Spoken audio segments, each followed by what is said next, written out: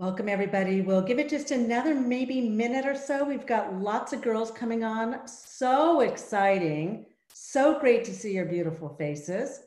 So stay tuned.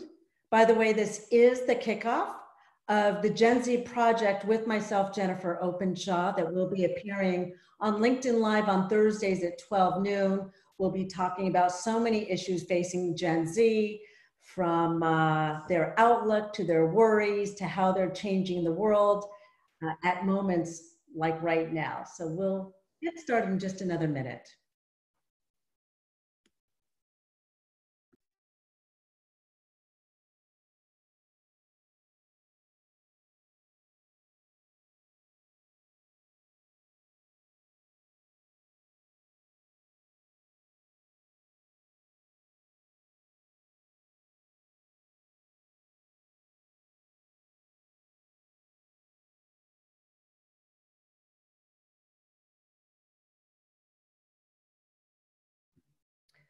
Okay, so I think we'll get started. Welcome everybody to today's conversation. It's going to be a fantastic hour. I'm so excited to have all of you. I'm Jennifer Openshaw. I'm the CEO and founder of Girls with Impact, which is hosting this, a very special gathering. And today we're going to have a really important conversation. We want to hear from you.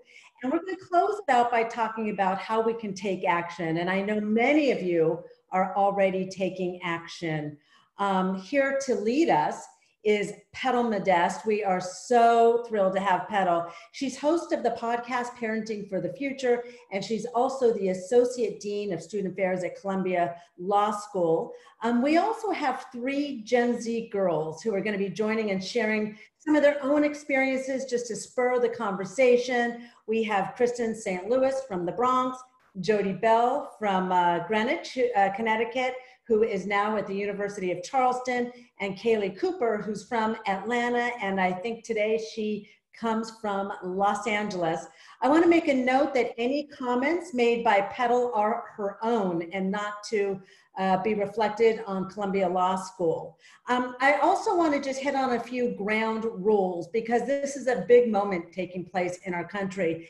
And we want today to be really focused on solutions. This is not a place to be ranting, but a place to be talking together about how we can drive solutions. And Petal Modeste is going to be your guide and facilitator in this conversation. We ask that if you happen to post anything on social media, that it be positive and inclusive and solution driven. And if you can't abide by that, if you're looking to criticize, then this is probably not the place for you. Parents might be joining in. Parents, you're welcome to, but this is really going to be a conversation with our girls. So let me tell you a little bit about how this is going to work. Petal is going to lead this conversation. We're going to talk real candidly about this issue of anti-racism and the movement that's taking place right now. What got us here? How can we all be part of the solution? The fact that we all are in this problem, this issue, this challenge together. And most importantly, we're going to look at how we can take action. And we're going to close today's session with doing that because we know that you guys are all really action oriented. We know that from Girls with Impact.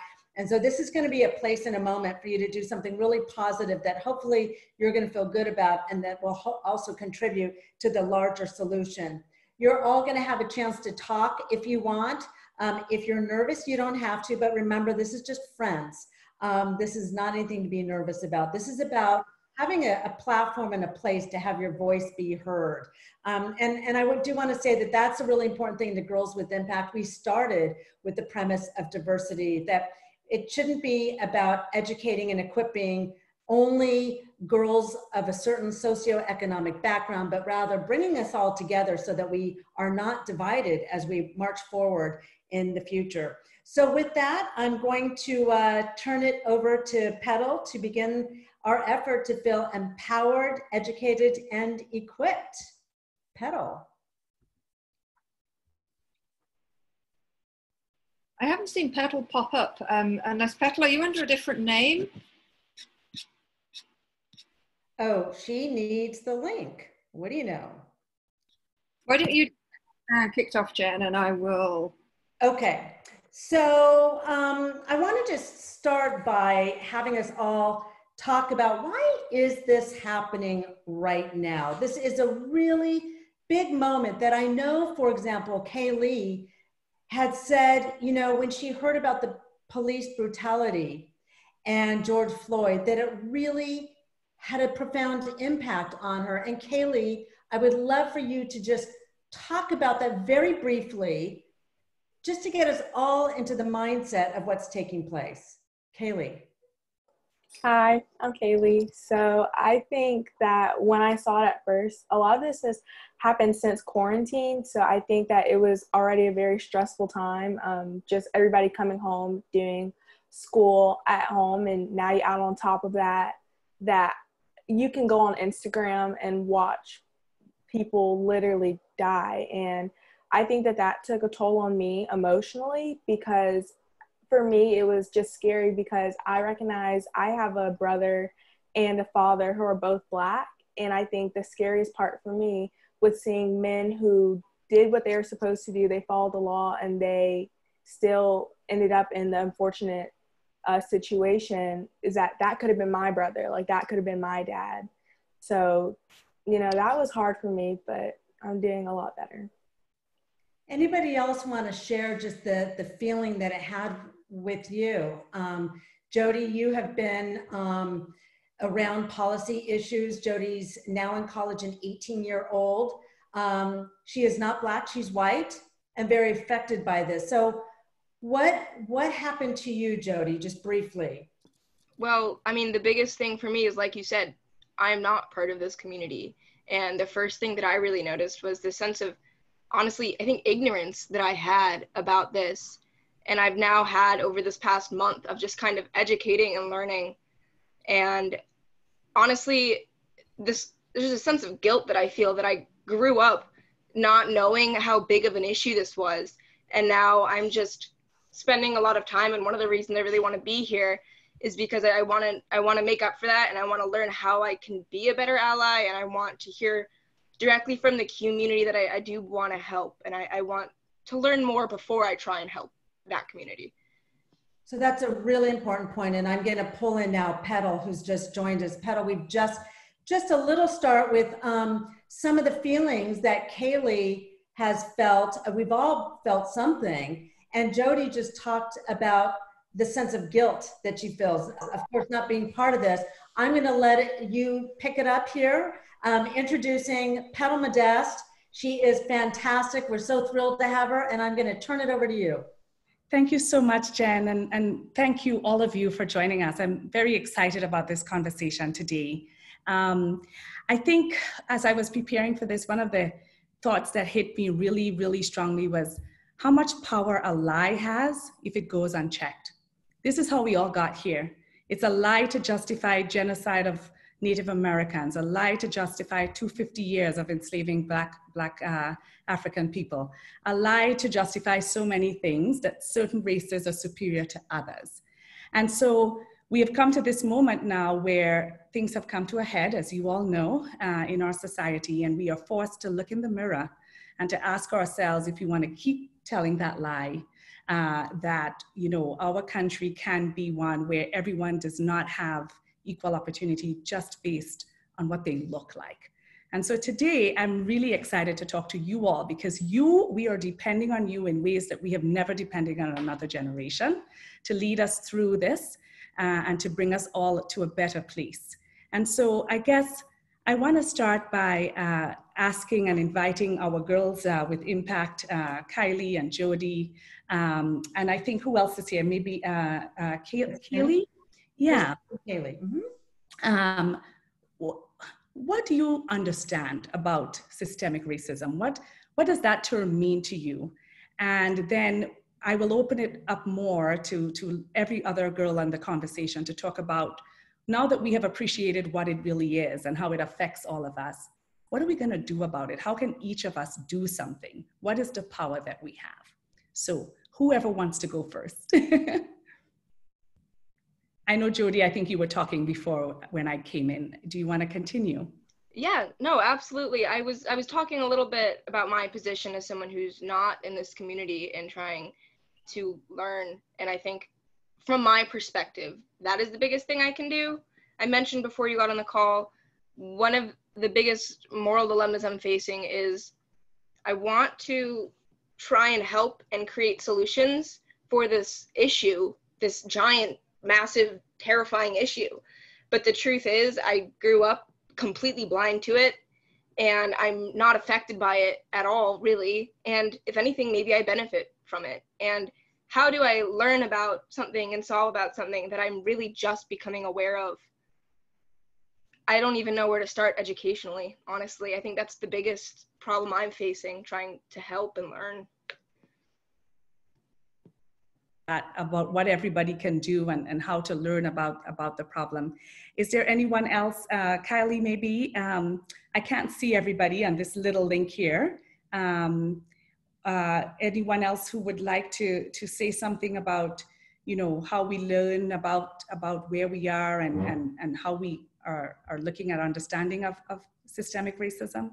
Yeah, I think that the best way to learn and learn and think about what and empathize with what other people struggle with is by having conversations with people and engaging to see where their situations are and how they deal with certain situations of racism, bias, or discrimination. And when you're understanding those people and learning from their, you kind of enhance any or dismantle any biases that you may have or misunderstandings that you may have. And I think that's the best way, is contacting people and understanding what.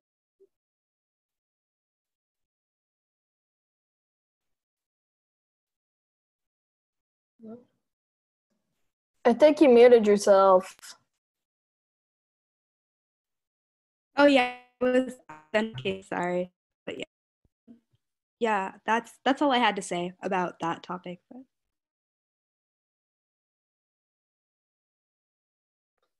Is there anyone else who would like to jump in here? Because, you know, Jody was asking about how does she learn about this more? How she was so ignorant to it, which means really this is problematic, right? What is she learning in school? What is happening in her church and in her neighborhood, in her home even? What movies is she looking at? Like, why is this so new to her? Does anyone have any thoughts on how we could, you know, recreate this, how we could change this? You know, how do we make sure that more people know and understand systemic racism, even though they don't feel the impacts of it every day? I will tell you that it impacts every single one of us, whether we are aware of it or not. And so what do you think? What should we say to Jody? What are some of the things? Thank you for mentioning before about reading and talking to people and opening your eyes up to other things. But what are some practical things that someone like Jody can do to really raise her own awareness? I think in terms of, now you have streaming services that are promoting Black content and are very just aware that there are Black stories that have been made and that have been out for years but haven't gotten the marketing that it needed to get. So I know for sure Hulu has an entire section, and so does Netflix, just full of content on their own services that are Black stories. Mm-hmm. I think besides that, there's also, of course, like reading books. But in terms of being on like social media, I know there are a lot of Black creators on YouTube or on TikTok or on Instagram, just apps that we use every single day. And when you go to their own profiles, even though it might not be showing up on your For You page or on your Explore page, like they're talking about these issues and they're giving their stories. So if you would, you know, go to their profile and just watch a few of their videos, I think that maybe you can understand it better from a personal level, like literally a TikTok, like right here, recording yourself. Mm-hmm. Any other thoughts? I know someone else tried to jump in. Yes, go ahead, dear. I think part of news and part of stories come with the fact that some people don't tend to like believe or understand, because I'm pretty sure when the whole George Floyd video was sent out, a lot of people said this is not true. This is a hoax. Mm-hmm. And I found it very, very hard to believe. Like, who would want to do that? Who would want to fake that? Right. I feel like one way to learn and to be open-minded gradually is to believe that if someone of a race or Black in this sense, you have to believe what they're going through, because as hard as it is and how hurtful the reality is, that's what's happening, and you have to believe them. So it seems to me that part of belief is sort of like, what are the things do we trust, right? We trust our history books, we trust our teachers, we trust if there is a documentary on National Geographic that it's the truth. There are certain things that we believe are trustworthy and truthful, right? And what are some of those sources? In other words, you know, maybe we don't want to believe a video, to your point. Maybe it's too unbelievable. Like, how could this be going on? But the history speaks for itself, right? There were 250 years, as I had mentioned earlier, of Black Africans coming to this country, not of their own free will. They were kidnapped, they were forced, they were brutalized, they were brought here. And even though emancipation happened, after emancipation, the idea that white people were superior to Black people, that still was the idea that underlay everything that happened with Black lives here in the United States. So their housing and their ability to be educated in the same way that white people were, where they lived, what they could earn, all of those things. And they have been now baked into our society, into our structures. So if you don't believe a video, what would you believe? Where would you go? What would you find most convincing as a source for understanding the history of race relations in our country? I think maybe like you said, like going back and looking like even what happened after after Reconstruction, like Black codes, and then how Black codes kind of built the foundation of even more like laws and legislation that were passed and kind of held back Black people as a collective. And if you look at all those times that they were held back, then you kind of see how that kind of is not implemented, but how that kind of set up a foundation of like a layer of some systemic racism for today. But, yeah. Mm-hmm. Yeah. Any other thoughts?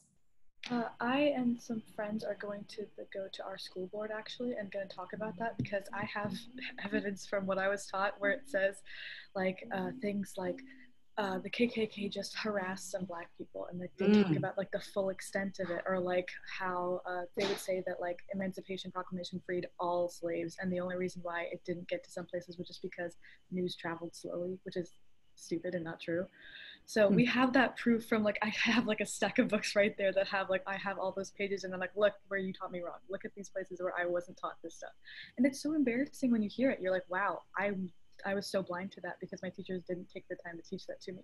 So my friend and I and a couple others actually are going to go to our school board meeting and show them and see, this is where you're failing. I'm showing it to you. Fix this before the next school year so that the next generation and the next like part of our generation and the next generation after us will continue to learn what actually happened and actually understand what's happening.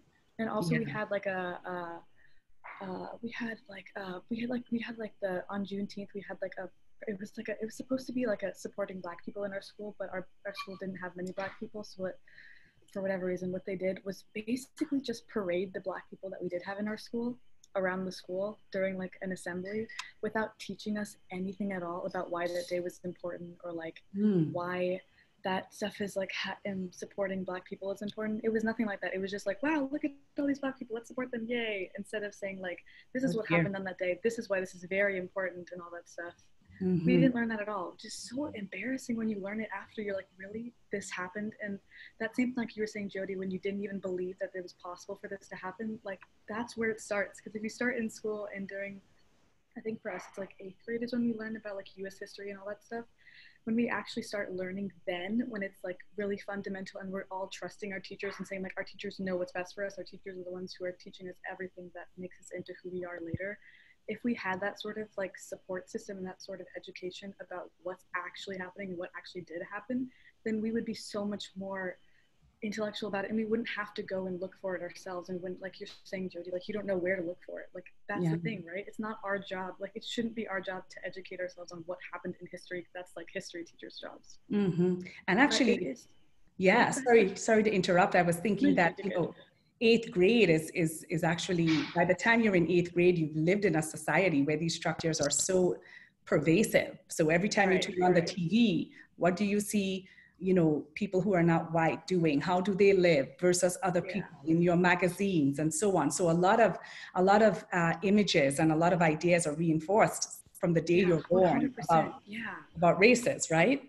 Right, and then you're seeing like all on the people, like when you think about like who are supermodels, you could think of like Carly Kloss and like those kind of people. Like you don't automatically think of like these people of color who are like being amazing. I mean, think of like Ashley Graham or like Carly Kloss or like that kind of thing. I think I might be cutting off, but yeah. And so like I found resources and stuff to teach myself, and I actually created a website with my friends and I about like activism as a teen in general. So I mean, I actually don't have the chat option for whatever reason. I would link it. I guess I can send it through email or something. But yeah, so we made that, and we have places like here's how to educate yourself where your school system failed to do so. Yeah. Which is so infuriating that we have to, it's just that like that's the job of the school system, to teach you what happened in history. Like that's the point of it. But that's doing its job like that. Yeah, that's the thing. Yeah. But that's a superpower you all have. I mean, that's why, you know, Girls with Impact was started. That's one of the reasons that I have loved being in education and have a podcast, because I think if parents know things and then their children will know it. And then if you just pass that out on and on, eventually we will all know things. I don't know if Kristen has had a chance to talk yet, but you know, Kristen is one of our Girls with Impact, and she started a venture called Mirror Me. Kristen, do you want to tell us a little bit about it? Because this is another way that we can learn. Of course. Hi, everyone. My name is Kristen. I was in Girls with Impact. I started Girls with Impact last year, and it's just really good to listen for a few minutes to what we were talking about. I think just before I get into Mirror Me diversity, when we're talking about how to start to unlearn, because that's what we're really doing. We're learning new things, and we're learning things about the history of the United States and about the world. We're also unlearning our own biases. So I think when we're talking about history books and the stories that they tell too, what's so insane about systemic racism is that it can only exist with the power and privilege of a dominant group. And part of that privilege is being able to read stories that are told by people like you. So I think that leads me directly into Mirror Me, talking about the stories that are told, that we're usually told. They're not typically told by marginalized voices in all different fields. So when I was in Mirror Me, I decided to completely challenge that idea and really try to create a platform where diverse stories were told. I always loved reading, so I focused on the idea that my Girls with Impact venture would bring diverse books, stories, and bring them to diverse readers wanting to read them, so that we have a more inclusive world. And the way that I decided to go about that was to do 3 things. So Mirror Me Diversity is basically a website and a platform for readers and their educators and their parents to join them. It's for youth. So the first part is that there's a website where there's basically a book list recommended by teenage readers, youth readers on diverse books. And let's not forget, diversity is in a lot of different ways. We have diversity in racial and ethnic standards. We have diversity in gender, in sexuality, in different types of religious orientations. All those different genres count as diversity, right? When we talk about Black Lives Matter, we're talking about trans women of color as well.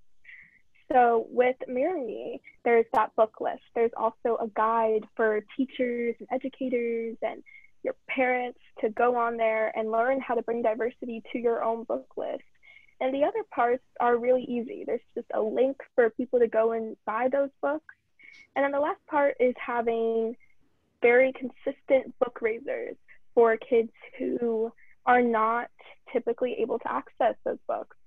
So we just had a book fundraiser for kids in Hartford Public Schools girls in Hartford Public Schools who won't have access to books for the rest of the summer because school has been out for so long. As we all know, we're all in quarantine. So we're battling all those different things that mirror me diversity. And we're also challenging the privilege that so many of us have not had to read and to view, to watch, to listen to stories that are always told by the same voice. Mm-hmm. Yeah, I mean that's very powerful, and I hope that everyone on the call today will actually go to your website. But there are other things that we could do, right? We may not be able to start a website or a venture of this nature, although after Girls with Impact, we probably all can. But you know, what about in our everyday lives? What about if we have friends who are all like us? Is that okay? Like, are we going to be learning anything about another person? Because don't forget what this lie is about, right? This lie is that these people deserve to be treated a particular way because they're inferior to other people, right? And I'm so glad, Kristen, that you mentioned all the different types of diversity, because the truth is that anti-racism as a construct, as a concept, actually really touches on all of the other ways that we other people. So if it's on the basis of race, it's racism, obviously. But there are lots of other ways that we discriminate, and they all have the same root. They say that only a certain type of person is good, is best, and is therefore deserving of the best. So there are other little things, I am sure, that you are playing with in your minds right now, trying to think about who you are in the world. Who are your friends? Where do you spend your time? What do you watch on TV? Does anybody have thoughts about sort of the everyday things we could do to not only open our eyes, make ourselves, you know, more knowledgeable about racism and systemic racism, but also start to needle away at it, one person at a time? I personally think that when you move throughout your day-to-day life, it's important to realize if you do have certain biases or racist tendencies that you may not even be aware of. For both Black and white, you might think of a different way, especially with everything going around right now. Everybody is on edge. So it's important to realize when you do have these small racist tendencies, which may seem small to you or non-problematic to you, but to somebody else that can be very offensive and you may not even know it. I also think it's important to pay attention to what you have on your social media feed. So if you constantly see that somebody is saying these racist, judgmental things, or saying these rude jokes that they find funny, and a lot of people that you see, that you interact, find those funny or are reposting these insensitive jokes, if you don't feel comfortable telling them that this is insensitive and you shouldn't do that, maybe put them on your block list, reevaluate who you talk to, reevaluate what you do. I think right now, this is the time, especially with us being in quarantine, is a time to reevaluate ourselves and look at ourselves and see what we do and see how that could come off towards other people. Mm-hmm. I remember looking at, I think, Kaylee, it was you, I think it was a YouTube video where you talked about, you know, just because we are friends, it doesn't mean you're not racist.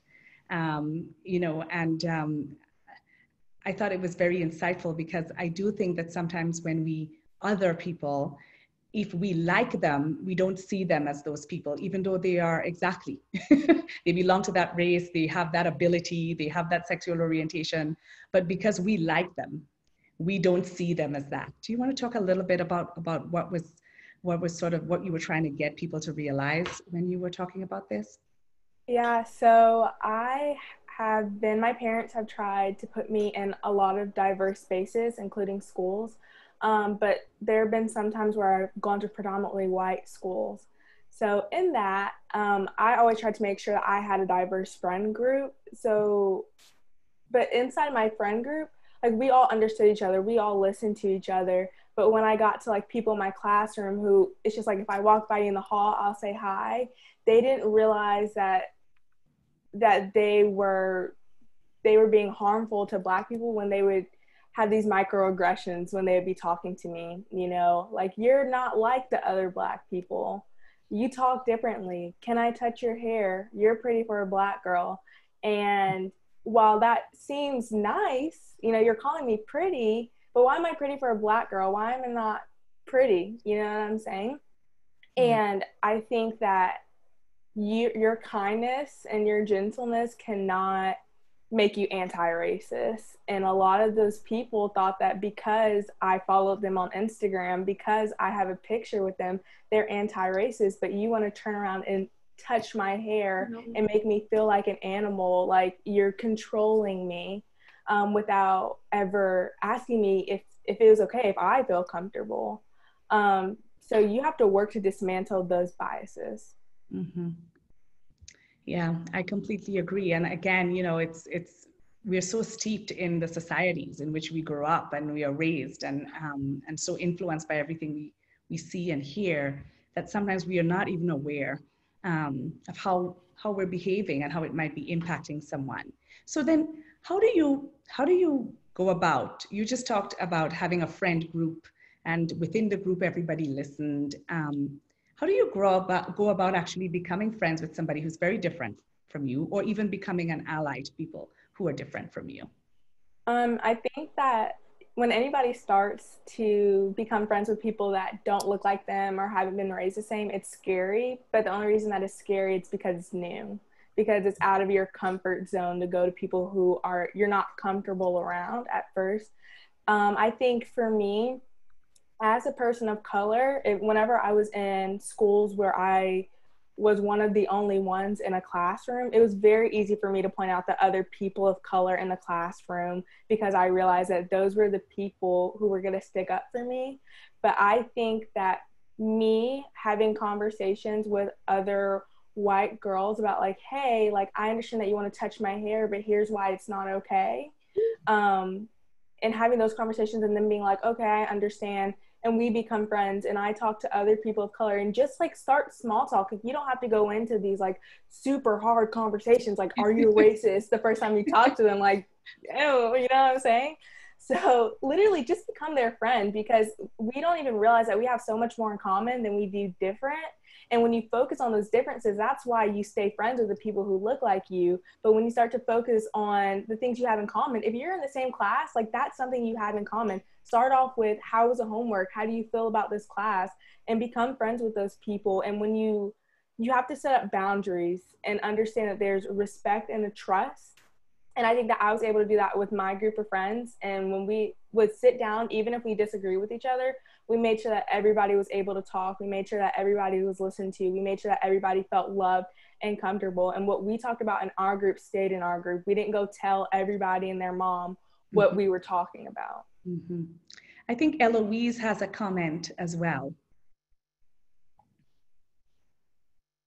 So I was gonna say that based on like what you watch and what you listen to, like pay attention to what you hear around you, what you're hearing around yourself. Like if you're hearing something about how other people don't like them, maybe you shouldn't hang around those people and just turn your head around and walk away, because if you know you're not, if someone's going to hurt you because of the color of your skin, you should just know, hey, I'm okay the way I am, and I don't care what you're saying. Yeah, it's a good point. I mean, someone was talking earlier, and I don't remember, forgive me, about going to her school, going to the teachers, and talking about, you know, what were they teaching? Why didn't they know this? Why are students having to look up this information for themselves? And there's a very rich movement underway in New York City, which is where I am right now, among lots of middle and high school students who are doing the very same things in their schools. They're getting on Instagram, they're talking about their experiences. And so, you know, this is using your voice. All of the things you are doing today, all the things, the ideas that you're sharing, this is using your voice. But I wanna bring us back now to our homes. We have parents, grandparents, cousins, aunts, uncles. We are all different backgrounds here. What do you do as a young person who is determined to be part of this anti-racist movement, to be an anti-racist yourself, to really promote the rights of all people and the good treatment of all people. What do you do if people in your home don't necessarily share that view? What do you do if, somebody says, oh, please, when I grew up, I could never find, a Black person or what have you who was any good. They were all lazy, let's say, or something like that. What do you do when it's people you love, people you're related to, who have very different views about race? Yeah, in my opinion, sorry. Oh, sorry. No, you're good. Go ahead. Okay, thank you. In my opinion, I think that the authority figures in your life and what you learn on the media have like the two biggest impacts in your life. And so I think that if someone in your family just has a different view than you do, then I think you should just have a civilized conversation with them and show them like, I think I disagree with your opinion and here's why, and just tell them the resources and have them ask questions like if they don't necessarily get anything, because a lot of the time they'll have that opinion because they just don't know, like they're just ignorant about it. And so I think the best thing to do is to educate them and say like, you can always ask me questions about this if you don't necessarily understand it or if that's not something you grew up with. Mm-hmm. Mm-hmm. Right, yeah. Yes. Sorry, go ahead. Go ahead, please. Oh, yeah. So I had that sort of conversation with my parents. You were talking about what happened. It was like right when everything started happening. I mean, like that whole movement started again. But yeah, so we had that whole conversation. My mom was talking about how like, well, she's from India and so is my dad. So they're both from India, and they only came to the States when I was born. So that was like 16 years ago. So they haven't been here that long, and they haven't had that sort of education about other people of color since India was mostly just a bunch of Indians. But yeah, so having that conversation and telling them like, hey, all lives matter in general, but right now in this moment, Black lives are being targeted, and they are the ones who need the extra help and who need that support system from everyone. And even though it might not be your life specifically, because like my mom was talking about like, oh, it's not just Black people who are getting killed, like some Mexicans and just people just who aren't white in general being killed too. And I'm like, yes, that's true. But if you look at the numbers and things, you'll see disproportionately that Black people are being affected way more. So right now, even though I know like a lot of people are hurting and a lot of people are being affected in general by the police, we need to focus on Black lives. And I had that conversation when I was talking to my mom and dad about it and saying like, here are the facts, here is what happened, here is why doing this and this would help that, and like explaining that to them, because they only see it from like the news, exactly what happened, like, okay, this person got shot because of this reason, and they don't realize that yes, that's the reason why, but that's not a reason. Like, just even if like a lot of times you'll hear like, oh, they were doing something illegal, so I mean it's okay, but like even if you're doing something illegal, you don't deserve to be shot because of it.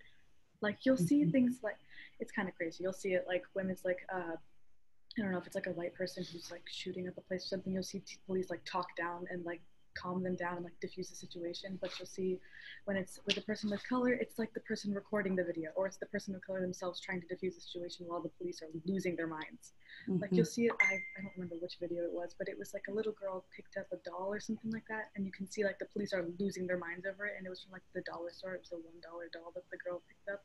She was like 9 years old or something. And you'll see those people, like it's the people who are taking the videos who are saying like, let's diffuse the situation, guys, let's calm down, stop screaming at them. And then there's the police like screaming their heads off and like cursing and like saying that they're going to shoot the person and all that. And just seeing that and showing my parents like, here, this is why this system is, it's not even broken, it's functioning how it's supposed to, but that's the problem. It's not supposed to, it shouldn't be functioning like the way that it is right now. But yeah, just recognizing that it's not that the system is broken, it's that the system is doing exactly what it's supposed to be doing, but you need to change what it's supposed to be doing. And like having that conversation where it's not, and then there's some of them people who say like, oh, there are still good cops, don't put all cops in a box. So like, yes, there are, but if those good cops aren't stopping bad cops, then they too, that's also a problem. Exactly. So like, yeah, and then sorry, dear. Thank you, Minerva. I know Fiona is really ready to say something too. Thank you for your comments, Minerva. Yes. Fiona. I recently had a conversation with my grandma. Yes. Who she lives alone. She doesn't live with us, but she has been following what's been happening in the news, and so she had texted me, and she was very concerned. And it's really your. Oh yes, Fiona.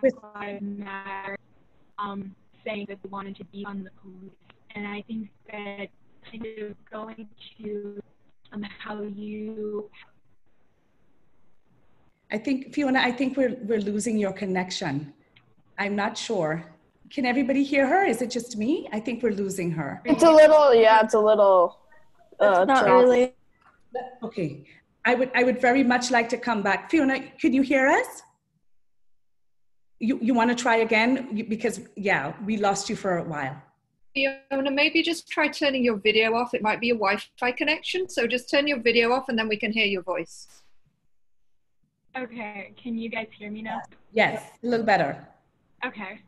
I was just saying that I had a conversation with my grandmother she was very concerned about the slogan defund the police, and kind of going back to having these educational conversations with family members and approaching it in a way that is because it's about learning and unlearning biases.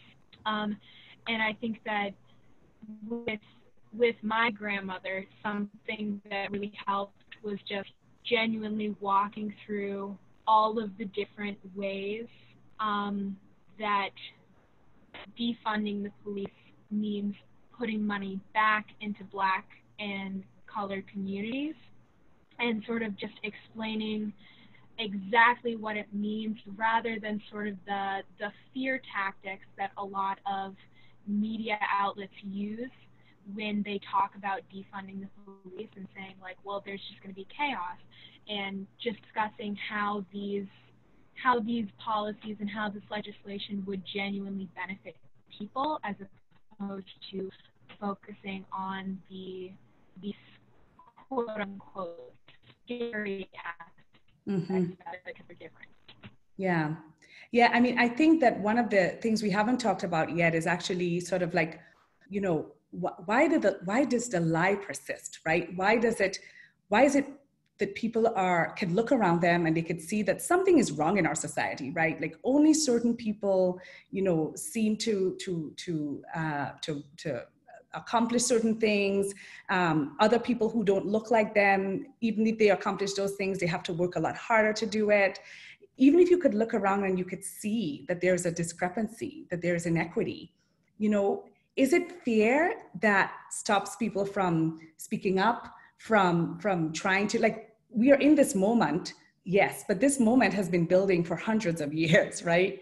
And there have been other moments that are similar to this, where people got together and they were like, you know, we can't do this. We have to give people the vote. We've got to, you know, free them from slavery, all of those things. And so what keeps people? Is it fear that keeps people from standing up, or is it that people just don't want to lose what they already have? Do they think they'll lose what they have if our society becomes more equitable?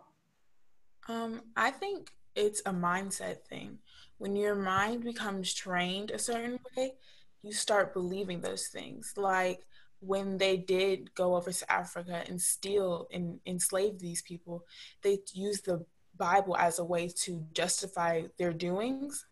So, and they trained their minds to believe that being oppressed was a good thing and being oppressed was the way it was supposed to be. So yes, when they moved them, they did not want to go, but it's a mindset thing. When you train your mind to believe certain things and act a certain way, and you start to believe, and you start to act like that, and it starts to become habit, and it's very hard to break a habit. So now, and then after generations and generations of being taught different things, and some being negative, some being positive, it's hard to sometimes decipher of, sometimes you lose focus of, okay, is this wrong? Or these are like my memories and they're built off of this foundation. So what happens when I just completely have to demolish this foundation? What does this mean for me? Yeah. So I think that's why a bunch of people are having trouble speaking out, especially those who are not of the Black community, because they are having to dismantle their whole foundation of being, basically. So we talked a lot about, you know, understanding what this is about, and we have some ways that we can go about doing that. We talked about making friendships and becoming allies. You know, I would like to hear, first of all, after I ask this question, from someone who has not spoken at all before, someone on the call. And I'm asking this because I think that in listening to everything that's been said before, it would be interesting to hear what ideas come up. So all of us are able to do something. We talked a little bit about that before. What are the solutions to some of this? And we talked about friendships and talking to our schools and becoming an ally. Talk to your parents. Yes, Jennifer. Zoha, go ahead. Yes. Okay, so my friend who moved to Red Station, I feel like she's doing like just like what you should be doing. Like every single event or protest that she hears, she'll always change her profile or her description to like give like a small paragraph or even like give links to articles and like just explaining like what the real problem is and like showing that she stands up for it. And I feel like once someone you know stands up for it, it becomes so much easier for you to do it because you realize that you have someone who believes in what you do. So I feel like that if one person just does that small thing, like just changing their profile, just even for a day, just like Black Lives Matter, that small movement can like empower so many people to believe that like, hey, people are on my side, like people believe in this. So like it just gives you more motivation to just stand up because you know you're not alone anymore. That's great. That's excellent. And also, you young people, you've got tools at your disposal that we don't even know how to use properly. Do you see how I'm clumsy on this Zoom? You have TikTok and whatever. I don't even know what all the things are that you have. But all of those are tools, right? Would you agree? Like, what are some ways you can use social media, the way that you communicate, to stand up, to be part of the solution? And anybody can raise your hand and we'll unmute you, or any other ideas that you have. That was really, really good. Ideas that you want to share of things that can be done. Minerva? Yeah, sorry, I talked before, but I just was talked about the social media thing.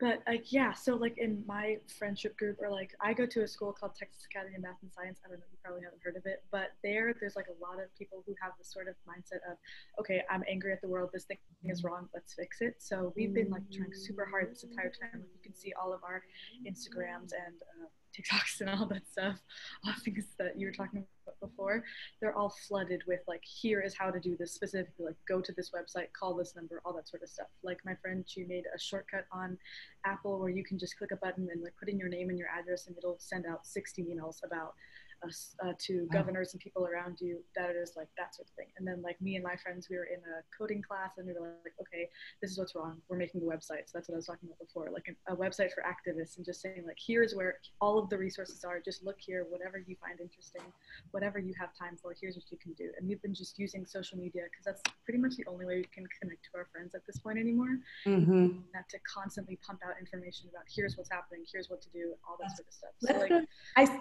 I see the mom's hand up. Oh, sorry. Yeah, let's go to Rory. And then you see hand up?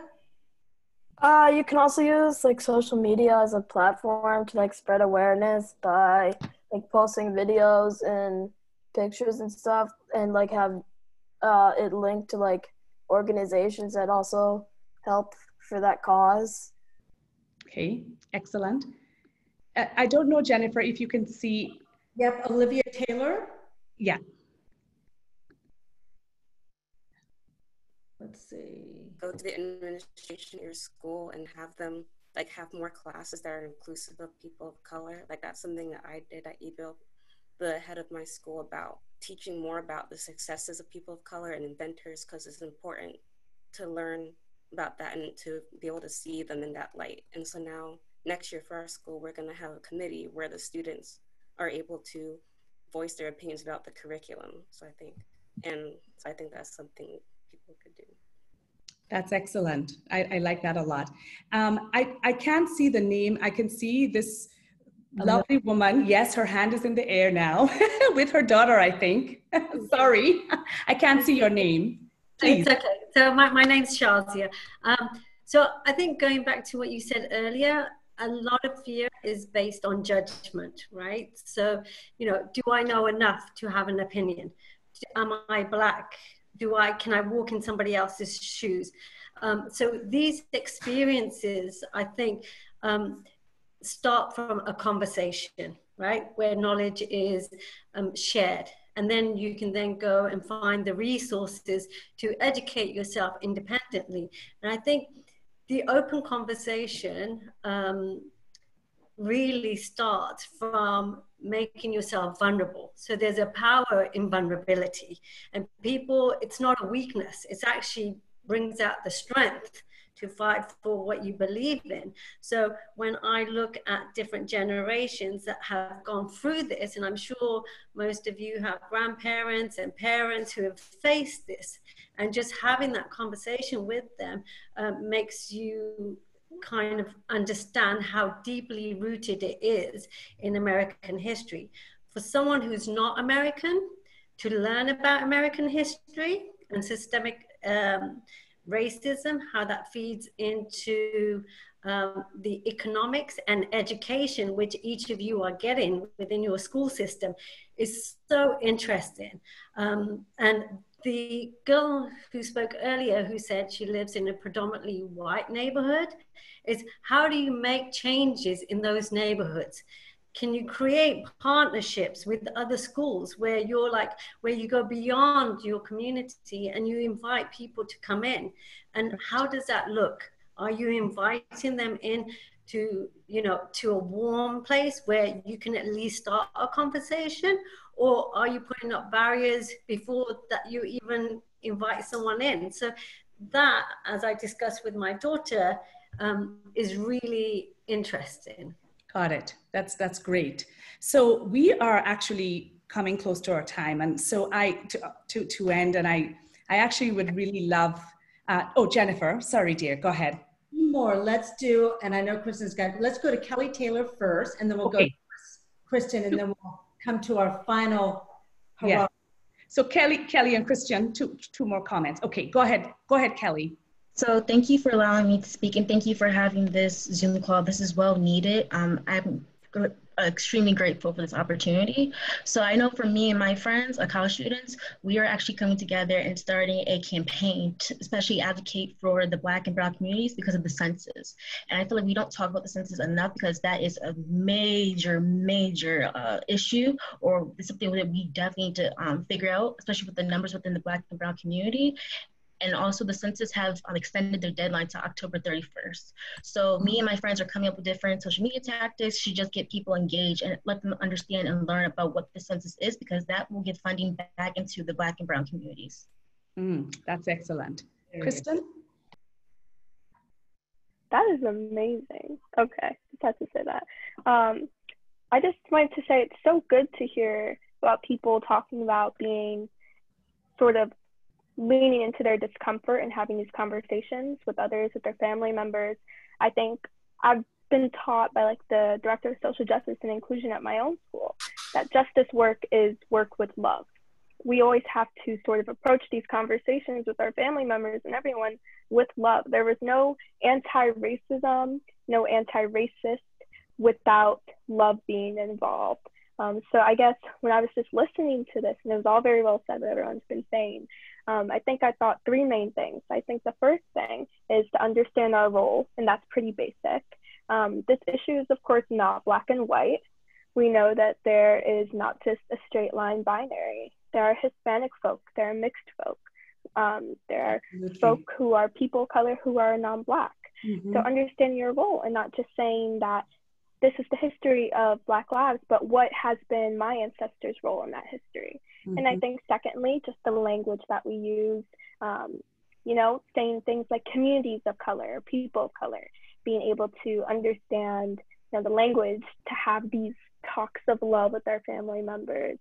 And then the third thing I just wanted to say is that when we share those posts, can't remember who exactly is talking about sharing posts. It's so important to not only share posts about how your community is impacting Black Lives Matter, but also sharing Black joy. There is so much Black joy in this movement that it is imperative that we're able to say that, yes, we are protesting, and yes, maybe as someone who's non-Black, I'm learning, I'm watching videos, I'm, you know, going on YouTube, but also that there are Black people dancing in the street with their allies and, you know, the new term accomplices. in the street. So just all so good talking with you all and listening. Really good stuff, guys. Yeah, it's a wonderful comment that you made about having these conversations with love. I mean, it's difficult sometimes, obviously, but ultimately, you know, we want to move this forward together. And the only way to do that is to do it with empathy and with love. So you're absolutely right about that. So I want to ask all of us, before we sort of get to the end of our hour together, to really think about committing to taking action. Some of you have already described the things that you're doing or you're planning to do. But I want you to think of one thing, just one thing that you could do. Maybe it's that you will read a book. You're going to commit to reading a book. You're going to commit to taking a class. You're going to commit to making a new friend. And I want you right now, after you think about it, to make a super short video about it. So you think about what you want to do, and then you make like a 30-second video that says something like, I am Petal and I commit to making one friend by the end of next week who does not look like me. Let's say it's that, so that I can talk to them about this movement, about our society, about how we could change. So how about if I stop talking for a couple of minutes, give you time to think about what you want to commit to, and we make the video. Jennifer, do you have any other rules for the video?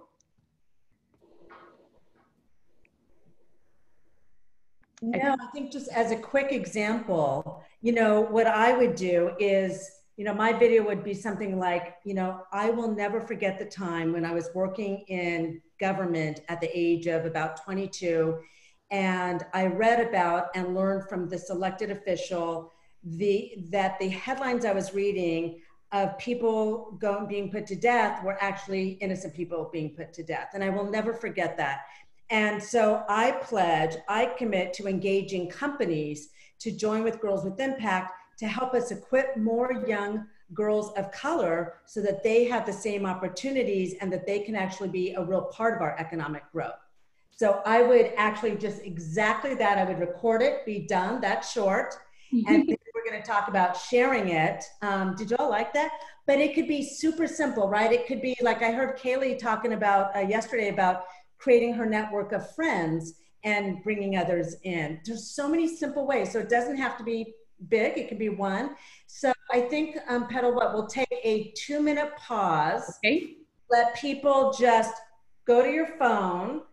Just, you know, be natural, take it short, and then come right back. And then we're going to talk about what we can do with that. Because I loved, who was it who just, oh, and I know who, about the impact of sharing it with friends. It really changes you and the dynamic. So let's take a pause and come right back in like 2 minutes. And I want to hear a couple of those. Okay. So take a pause and do your video of the one thing you commit to.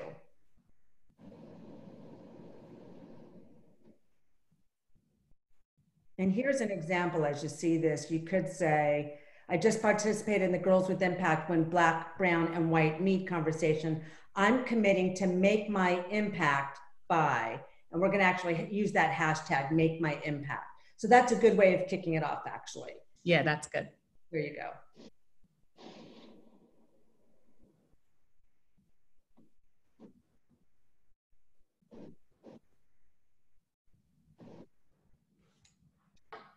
And if you guys want to step away, you can. Go get your dance moves on. That's fine. We don't have to see it yet.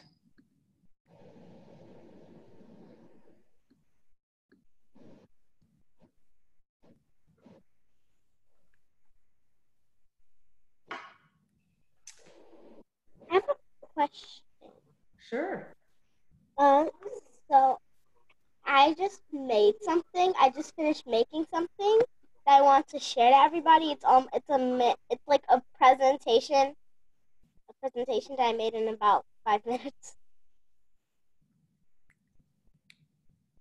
Well, I don't know if we can share a presentation. I'm just sensitive to everybody's time. Maybe as a follow-up or so, because also I don't know how we will do it on the Zoom. Although I could just click share screen and then read it off. Joe, are you there? Yeah. What is it, a presentation or a video? It's just like a presentation that I made and I could just click through it. Yeah, I think this is not the forum for that. We've got too many, I think we've got a lot to just finish up here, and I want to be really mindful. But Eloise would love to see that if you might send that to even myself afterwards. Okay. And can you do that? Jen at girlswithimpact.org. I just want to keep us on track because we're really at the end of our time and we got a couple big things to finish up. Yeah, but we would love to see it. So please, okay? Okay.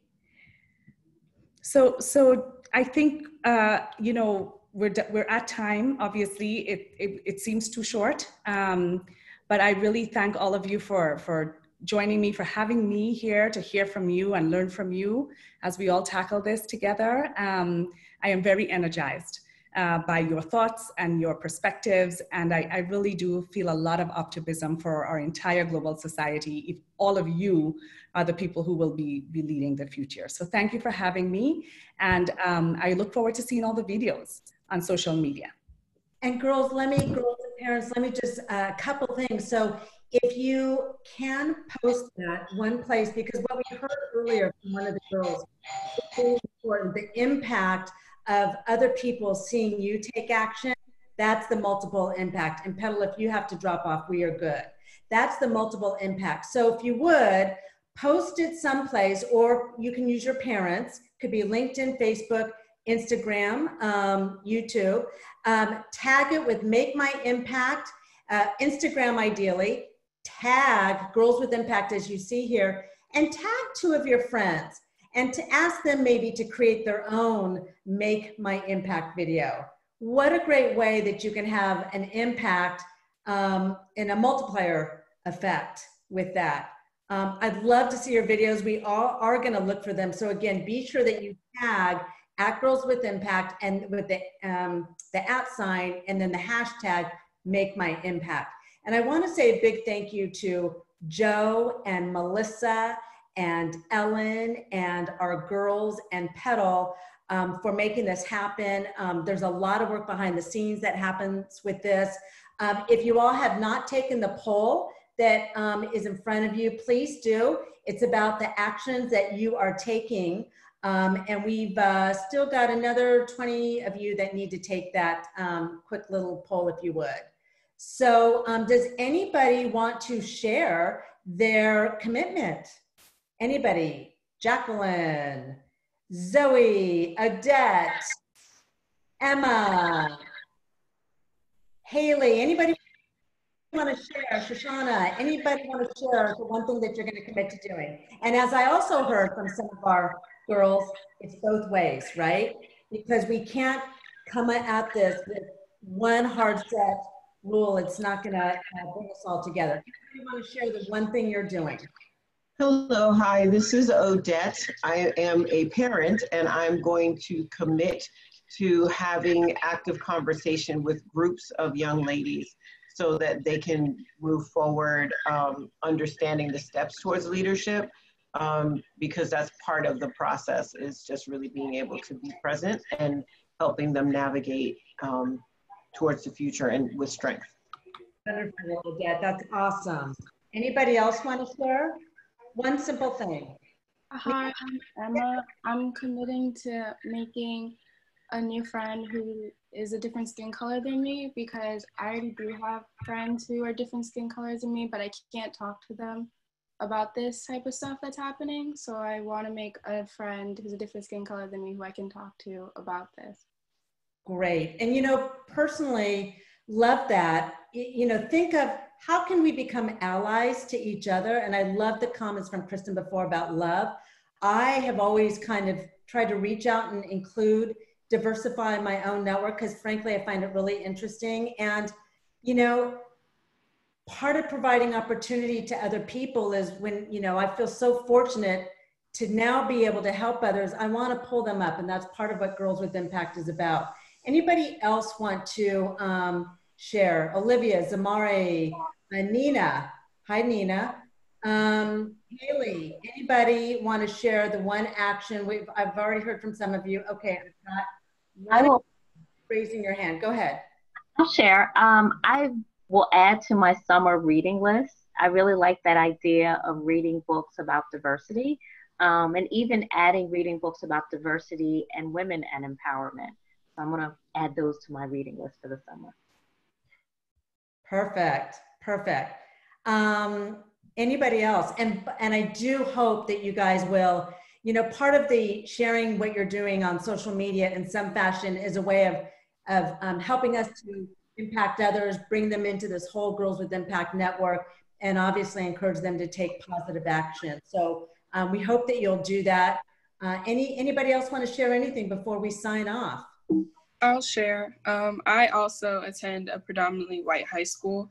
So as an editor of our newspaper, I want to make it very clear that we dedicate a section of our student life page to African Americans and Black culture in general.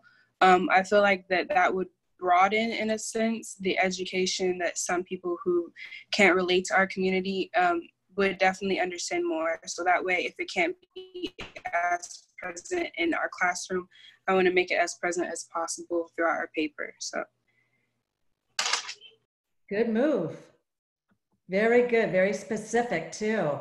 Wonderful. Anybody else? Anybody else? And we've had about 80 girls on today. Kaylee.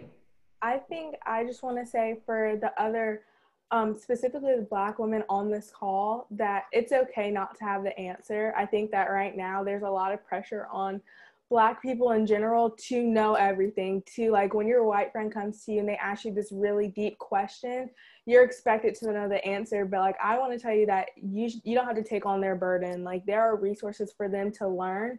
And if you don't know the answer, just be honest. Be like, I don't know, because I'm learning with you. And that's okay. You know what I'm saying?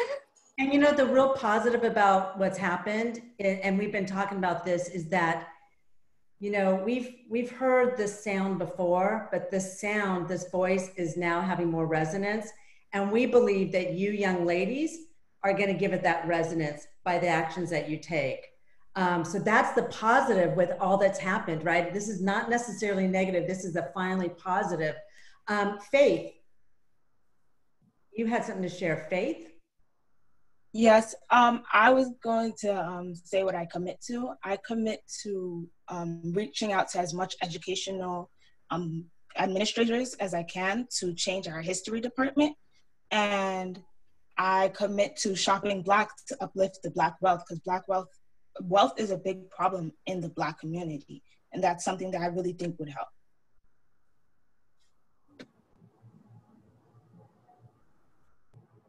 Sorry, I went on mute for a second. A really big issue, right?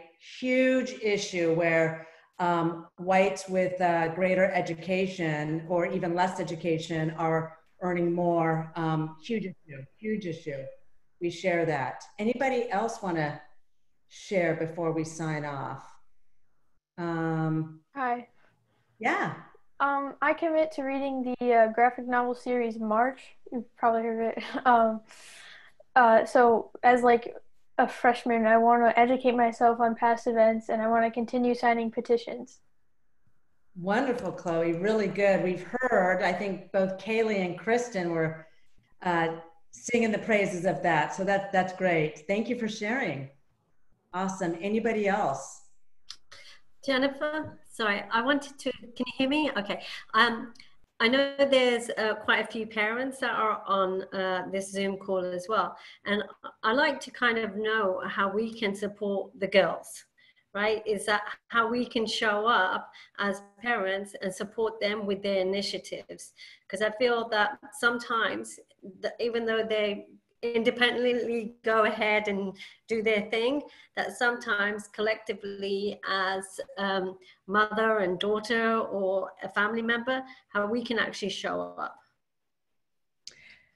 Well, I think part of that is, if Petal's on, she can chime in. Yeah, I was just gonna say, I mean, you have to be their ally, and you also have to, you know, believe, you know, you have to share their fervor and their belief.